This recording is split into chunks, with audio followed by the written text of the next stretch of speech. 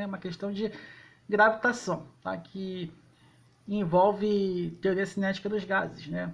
Do movimento em relação da sua temperatura. Com base nessas informações e seus conhecimentos sobre interpretação cinética da temperatura, tá? Ou seja, do movimento da temperatura, considere as afirmações a respeito da relação entre a velocidade de escape e a atmosfera de um corpo celeste, né? Então, a assertiva 1, corpo celeste com a mesma velocidade de escape retém atmosferas igualmente densa, independente da temperatura de cada corpo.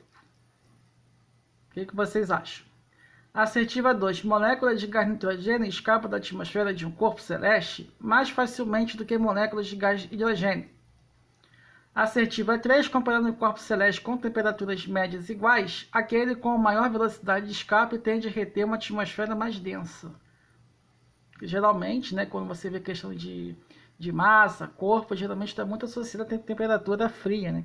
A temperatura fria é mais densa do que a quente. Apenas correto que se afirma em 1, 2, 3, 1 e 2 e 1 e 3. Vamos debater e justificar porque uma é falsa e outra é verdadeira. Beleza? Então, a alternativa 1 é falsa para que o gás escape precisa ser maior do que a velocidade de escape, né? Para o gás escapar precisa ser maior do que a velocidade. Lembrando que a velocidade de escape é obtida pela conservação de energia, tá? Você tem energia potencial gravitacional igual a energia cinética. Embora esse valor aqui seja de valor de menos, mas para você achar a velocidade de escape, que é esse valor aqui, nós usamos o módulo, tá? V é igual a raiz de 2gm sobre R, tá? Alternativa 2, a temperatura é diretamente proporcional absoluta à agitação das moléculas, tá? Quanto maior a temperatura, maior o pessoal se agita, né? O pessoal, o que? São as moléculas. Então, é falsa, tá? Energia cinética é mv2, e quando você tem energia cinética aqui, é K vezes T, né? Então, você vai ser 2kT sobre M, vai ser energia cinética. Então, é falsa. Alternativa 3, a velocidade de escape sendo maior, né, será mais escape dos gases na atmosfera, será mais densa, tá? Então, logo a alternativa C, que nós justificamos cada assertiva porque uma é falsa, outra é verdadeira. E a próxima questão, vamos ver sobre a questão quem jogou o 007, né, lá no emulador do Nintendo 64. Quem é que pulou de bang jump, colocando aquela coisa no pé e mergulhou no infinito, mas não bateu com a cabeça no chão, né? Isso é uma situação que nós vamos ver agora.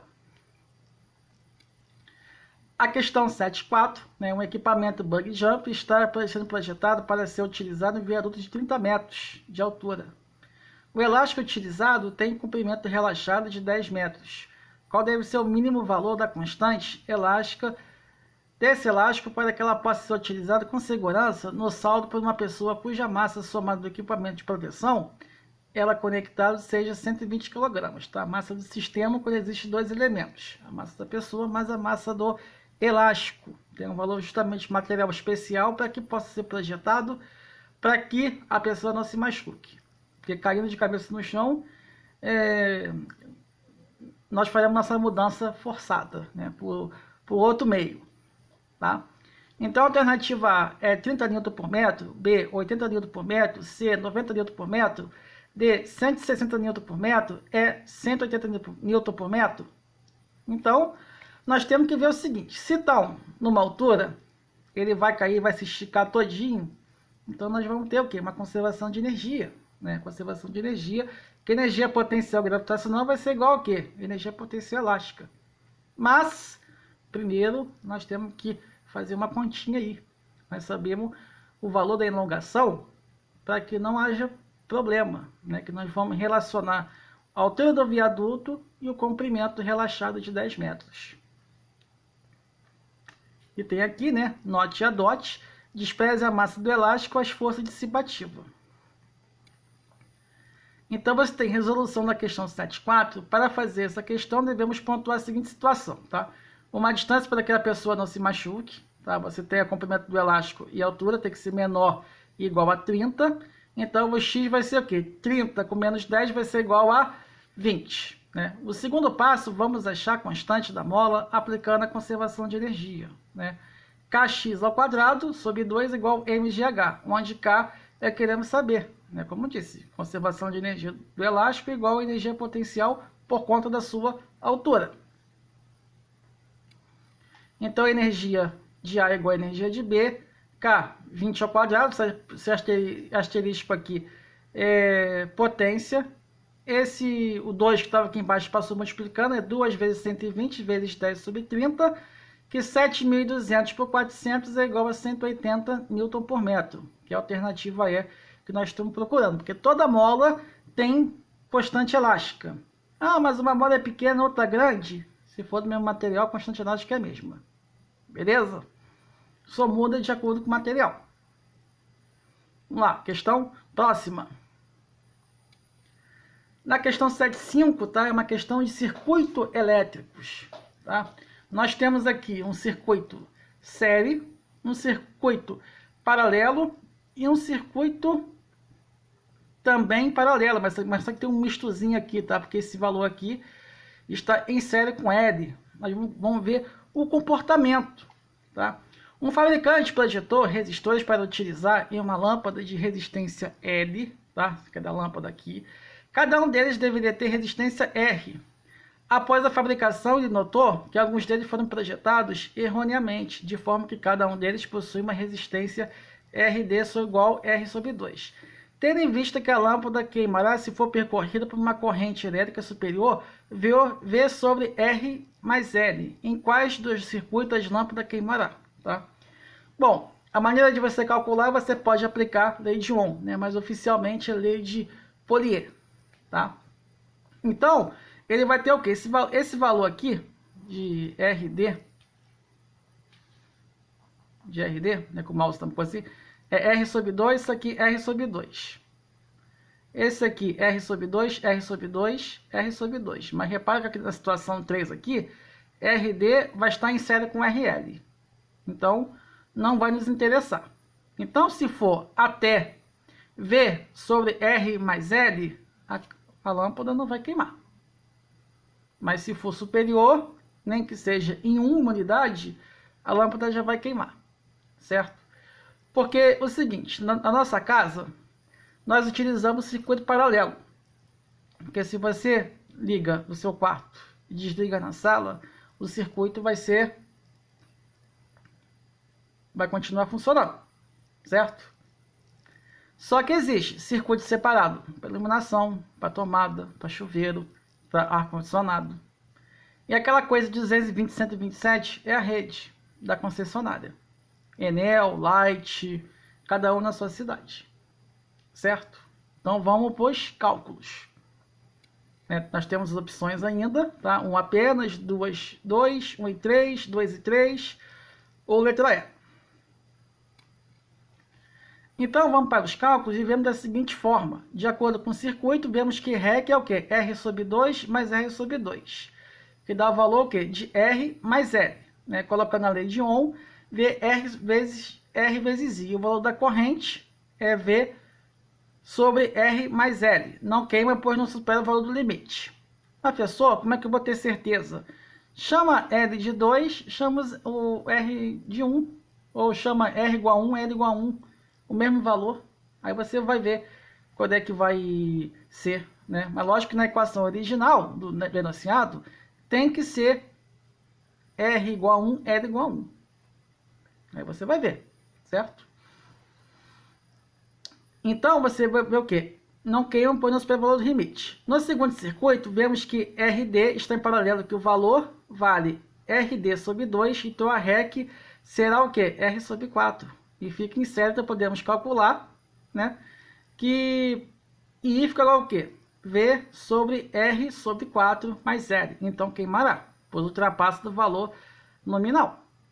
Tá? Se você colocar 1 sobre 4, 0,25 mais 1 sobre 1,25. Então, a corrente já vai ser um pouquinho maior em relação aos outros aí. Tá? Aí, só voltar no circuito e você acompanhar. Porque quando as resistências são iguais, você divide o quê? Pela quantidade. Ou seja, se são 2, fica R sobre 2. Mas como é R sobre 2 dividido por 2, vai ficar o quê? Sobre R sobre 4. Beleza? Continuando. No terceiro circuito, vamos analisar que o terceiro ramo, vemos que o resistor está em série, ou seja, está conectado no mesmo ponto. Então, que o circuito, vemos que V é igual a R sobre 2 mais L vezes I3, que implica que I3 é igual a V sobre R2 mais L, também vai queimar. Então, a alternativa é D. Tranquilo? Na questão 7.6, no dia 10 de abril de 2019, a equipe de Event Horizon Telescope, EHT, Telescópio Horizonte de Eventos, né, divulgou a primeira imagem de um buraco negro localizado no centro da galáxia M87, obtida por um conjunto telescópio com diâmetro efetivo equivalente ao da Terra, 12.700 km. Um dado inofensivo, mas é importante ver a ordem. Porque se você coloca em potência de 10, fica o quê? 1,2 vezes elevado a 4, que eu vou explicar para vocês quando chegarmos no gráfico. Devido ao fenômeno físico da difração, o instrumento óptico possui um limite de resolução angular que corresponde à mínima separação angular entre dois objetos, que pode ser identificado separadamente quando observados à distância. O gráfico mostra o limite de resolução de um telescópio medido em radianos como função do seu diâmetro. Para ondas luminosas de comprimento de onda 1,3 milímetro, igual daquelas captadas pelo EHT, aquele nome grandão lá. Note que a escala logarítmica nos eixos do gráfico, né? Você tem isso aqui, tá? Quando esse valor aqui de 1,6 foge.